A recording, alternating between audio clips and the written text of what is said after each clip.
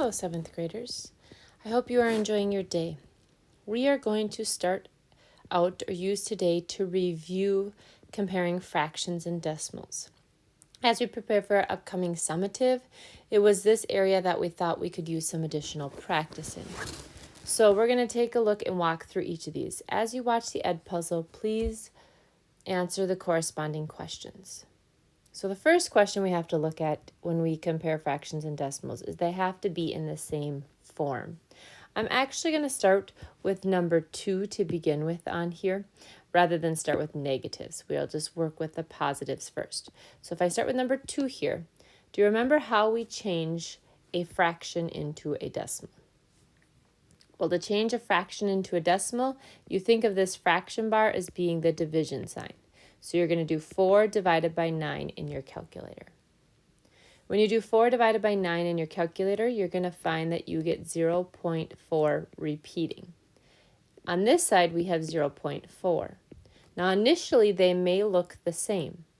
However, if they're the same in the place value that you are in, you need to take it out another place value just to be sure that they are maybe not equal. One might actually be bigger than the other. So if I think of my 4 that is repeating, that would have another 4 come after it. But the one that is 0.4 has no other number behind it. So what number can you put behind it that wouldn't change the value? If you said 0, you would be correct. Now we've gone out enough place values that we can compare. So is 4/9 greater than, less than, or equal to 0.4? If you said that 4/9 is greater than 0 and 4/10, you would be correct. Let's go down to number 5 on here. So that's going to be the same thing. We have a fraction that we have to change into a decimal to be able to compare with 3 7/78. Now, when you are changing a fraction into a decimal and it's a mixed number, all you have to do is bring down the 3 or bring down the whole number and then change the fraction like we did with the 4/9 up here. So I would do, in my calculator, 7 divided by 8. So what would the decimal then be for 3 7/8? If you got 3 875, that would be correct. Now, when you look at this, you can see that this one goes out 1, 2, 3 place values. So it would be helpful to put this one out 1, 2, 3 place values. So what number would we place after that 8? 0 would be the correct number because it's not repeating. So 0 just holds the place. So now is 3, if I want to even remove the decimal, is 3,780 bigger than 3,875? Or is 3,875 larger than 3,780? What inequality would we put between these two numbers? If you said 3 7/8 is less than 3 875 or 3 7/8, you would be correct. All right. Let's take a look at number 1 on here. Let's deal with negatives. So when there's a negative, it's still not going to change how you compare them or how you convert them to decimals, I should say. The only difference is your decimals are now going to be negative. So in the first one, I'm going to take 7/8, which actually we just did down here, and convert it to a decimal. So that would be negative 0 875 thousandths. Then I'm going to take 5/6 and convert that to a decimal. So in my calculator, I would just have to put the 5 divided by 6 and know that my decimal is going to be negative when I transfer it. And when I transfer this one, I get 8.3 with just the 3 repeating. So if I want to take them both out 3 place values, what would be the number to come after the 3? If you said another 3, that would be correct. Now, when you're thinking negative, You almost have to reverse the thoughts in your head. Or think about money. Would you rather be $833 in the hole or $875 in the hole? I would rather be the 833 in the hole, only rather than owe someone 875. So negative 7/8 is less than negative 5/6. So again, remember when it is negative, you have to think kind of reversing in your head because you're trying to figure out which one's closer to 0. And this would be closer to 0 or closer to you not being in debt than this number here. Okay. Let's try number 3. So number 3, I have negative 1/3, which is negative 0.3 repeating. Negative 2/7, if I do 2 divided by 7, and I know that my decimal will also be negative, I get 0.28571, and it just keeps going. You just have to write out enough to be able to compare. And if I can write out just 2 or 3 to be able to compare, that's fine. I wrote this one out 3, so I'm going to write this one out 3 by adding more 3's to my repeating number. So now, negative 1/3 is what in comparison to negative 2/7? Well, if you said negative 1/3 is less than negative 2/7, you would be correct. Because again, I would rather owe about 285 than owe 333 to someone. Okay. Why don't you take a moment and try number 4?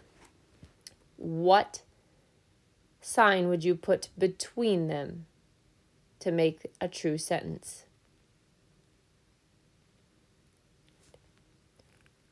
Your first step in solving this should have been to change negative 1/11 to a decimal, which is negative 0.09 repeating. So at this point, if I added a 0 here, so they both went out to the hundredths place, I would rather only be $9 in the hole than 10. So negative 0.1/10 is less than negative 1/11.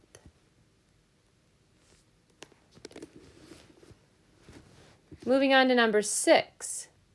Here's where you got to change your frame of mind. The last ones that we have been doing have all been negative, so we've been thinking about them as being in debt.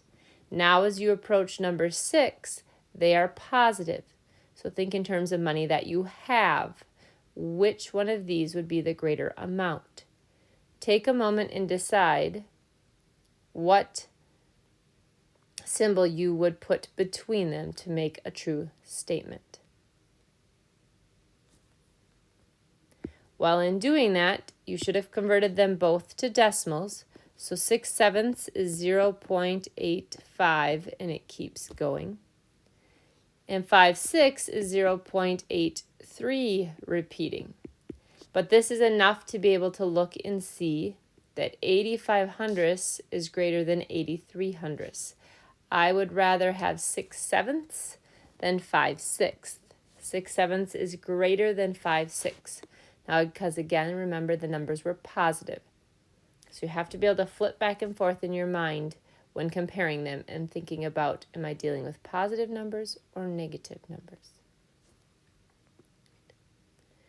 The last one on here is an ordering one, where you want to put them in order from least to greatest. Now, to put them in order from least to greatest, I first have to know what are they as decimals. It can be helpful to kind of line them up and compare. So if I start with negative 8/9, if I do 8 divided by 9, I'm going to find that that's 0.8 repeating. Okay. Then if I take the next one, and I have negative 8/10, I'm going to find that that is negative 0.8. And then the last number that they gave us was negative 0.80 repeating. So that one is already given to us in decimal form. Now at first glance, it might look like these are all equal to each other, but we have to take them out a few more place values. So right now, the furthest place value we go out to is the hundredths. So I'm going to take all of these out to 100th place value. This 8 repeating, what would it have after it? That would have another 8. How about this 8/10? That's a terminating decimal. What would it have after it? It would have a 0 because it's not repeating. So now we can start to see, okay, this one is a little bit different, but these two still look the same. So let's see that if we can take them out still a little further to be able to compare. What would be the next number in this repeating decimal that I have down here in the blue?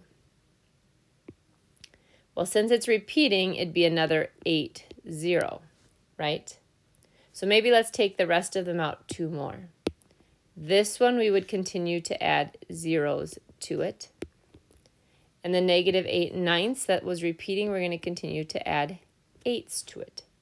Now we can see that they truly are 3 different decimals, that they are not equal.